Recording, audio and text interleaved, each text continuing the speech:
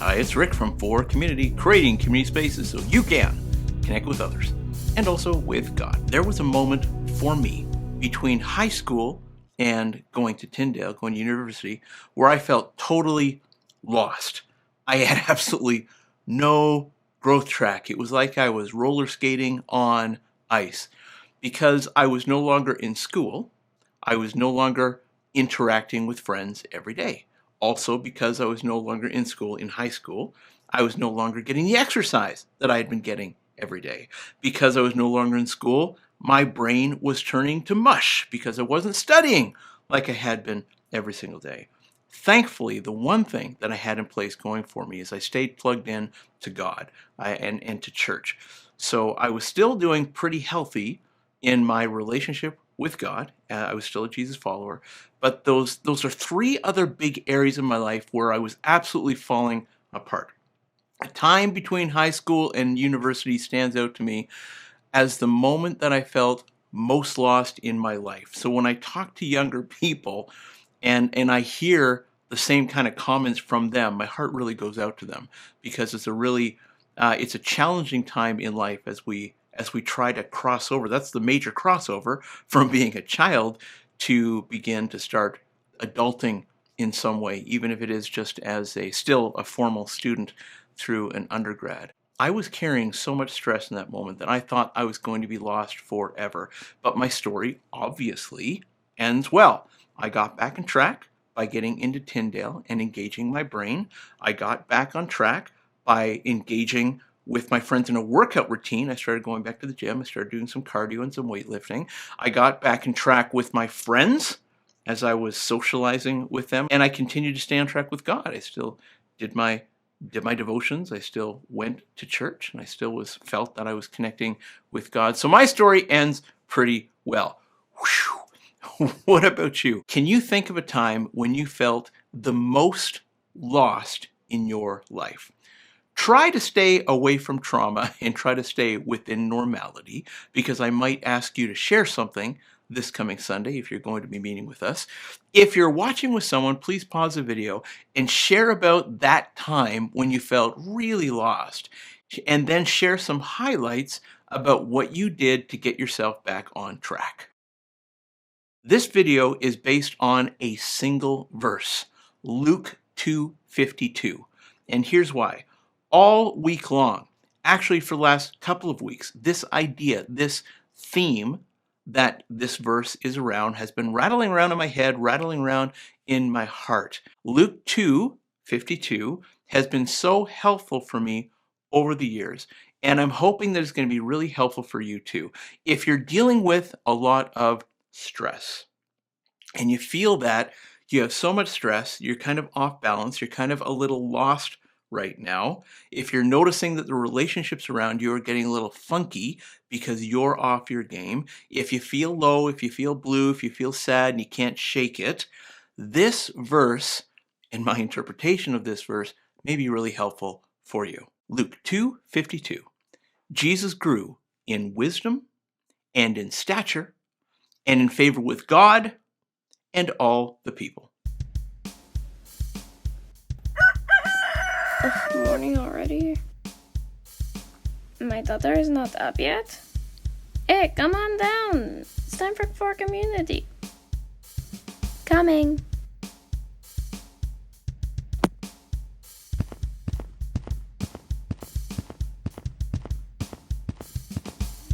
Let me do it this time. Okay. Hey kids, don't forget to look in the background for all the cool characters. And don't forget to watch this week's episode of Connect HQ. Bye! Here's the point I'm going to attempt to make to you all around this one verse right here. I'm going to make it in terms of an illustration or a metaphor. Would you please slay the four-headed dragon of stress? I say it like that so it'll burn into your mind and your memory. In Luke chapter 2, verse 52, we see in broad strokes a brief commentary that indicates to us that Jesus was on a healthy growth track. And he arrived at adulthood as a healthy and well-grounded person. That's really all this is. What did Jesus do between childhood to adulthood to make sure that he became a healthy person.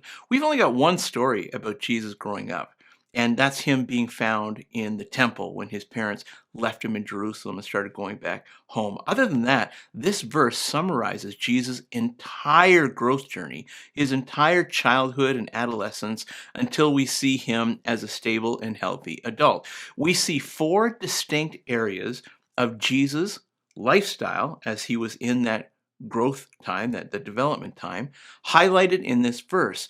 We see that he grew mentally and physically and spiritually and socially, and that's what I want to highlight in this video. In order to slay the four-headed dragon of stress and get you back on track, get you unstuck and back on a healthy growth track, so that the relationships around you are no longer feeling funky, so you're no longer feeling blue, you're starting to feel like you're a healthy person again, or you're maintaining yourself as a healthy person, we need to slay the four-headed dragon of stress. So I've got 4 points around this, and each of those are going to be the 4 focuses that this verse shares with us. First of all, to slay the four-headed dragon of stress, to be a healthy person, to be really, really grounded, we need to engage the mind. So would you please engage your mind? The text says Jesus grew in wisdom. This really can be anything for you. This can be reading a book. This can be taking formal education. It can be taking just a single course as an audit. It's anything, right? For me, I'm a pretty natural student. I really love to study. I mean, it wears me down sometimes, just like everybody else. I need a break every now and then, of course, but I really love to study. So my thing is I like formal education, and I actually like reading a lot of audiobooks just to keep my brain engaged, so I'm learning something new all the time. That may not be fun for you, okay? So maybe I'm geeking out a little bit here. You engage your mind the way that you like to engage your mind.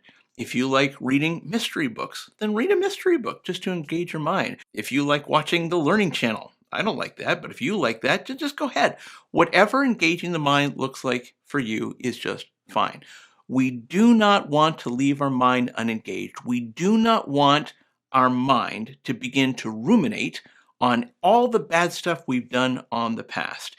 And we don't want our mind left on its own to start kind of hyperventilating and getting all catastrophizing over the small little things that we've done wrong, so that we blow them up in our mind and we start to stress ourselves out about things we don't need to be stressing on. If we engage our mind regularly, intentionally, then our mind stays healthy and it stays on track. And we cut out some of that negative stuff that we fill our minds with, and instead we focus on really positive things to help us to grow. Jesus grew in wisdom. You know, that little commentary right now is to let us know that one of the things that Jesus did to grow from being a child into a really healthy, grounded, well-balanced adult is he engaged his mind. That means studying, means he took care of exercising this big muscle up here called the brain. So if you want to slay that four-headed dragon of stress, be intentional about engaging your mind. Second, engage your body. The text says Jesus grew in stature.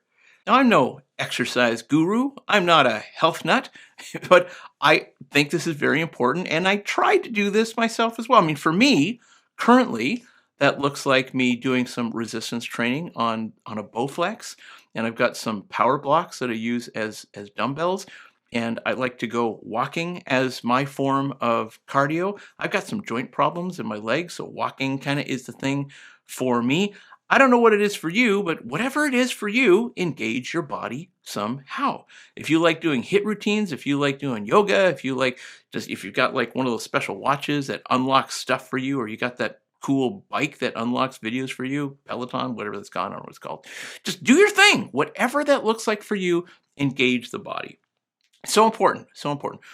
When we engage our body physically, this is what's happening inside our brain.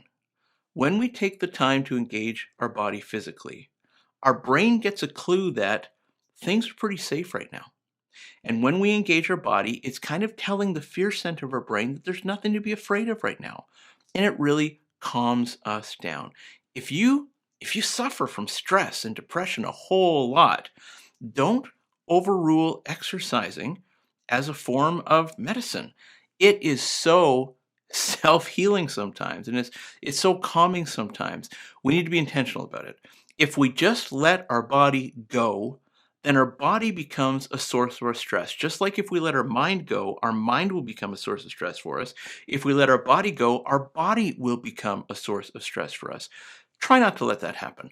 I'm not this physical guru or anything. You see what I look like on the video right here. I'm not all chiseled and stuff. I don't got a six pack. I got a 6 liter, right? Something like that. But I try to engage my body to make sure that my body doesn't start working against me to become a source of my stress. Here's the third point. Engage your soul. The text says that Jesus grew in favor with God. I am so thankful that I have kind of been consistent with my Jesus following part of my life. There were a couple of times in my life where I let things slide and I got pretty low and distant with God. And I'm thankful that it wasn't a really long, extended period of time. Did I do some bad stuff? I did a couple of bad things, yeah. But I didn't get myself in jail. I didn't do drugs. I didn't get addicted and stuff. I'm really sorry that I walked away from Jesus for a small part of my life. But I'm so thankful that Jesus rescued me and brought me back. Jesus always taught me to get back up, to find forgiveness in him, and continue to follow him. And that can be your story too. If it's been a while since you have followed Jesus, the call is still there. The offer of friendship and forgiveness is still there. You can get back up and you can begin to journey with Jesus again. Now, this summary right here, Jesus grew in favor with God. There's a real relationship between the Father and the Son. I mean, we're talking about the Trinity, and I don't want to get into the Trinity right now because it's so complicated. It confuses the snot out of me, man. I mean, it's awesome, it's wonderful, but it's really hard for a guy like me to explain because it's pretty mysterious. The reality that we're looking at here is that the Father and the Son, two of the persons in the Trinity, have a friendship, a relationship with one another. And Jesus continued to work on his relationship with the Father throughout his life, all through his childhood, all through his adolescent, even into his adulthood. And we see a lot of comments in the gospel about how he says, I hear that he can only do the Father's will, that he and the Father are one. So all that to say, if we work on our soul, if we work on our spiritual life, that becomes a source of help for us instead of a source of stress. If we don't focus on connecting with Jesus, if we don't focus on growing our friendship with him, on following him, that can become a source of stress for us. And what do we do then with the guilt and the shame that we continue to carry with us? What do we do about the lack of forgiveness and the lack of nurture and the lack of love in our life? It's pretty tough to go it alone without God. When you do your life with God, then you receive forgiveness and love and nurture. It's awesome. Life with God is better than life without God. So try to get in front of this.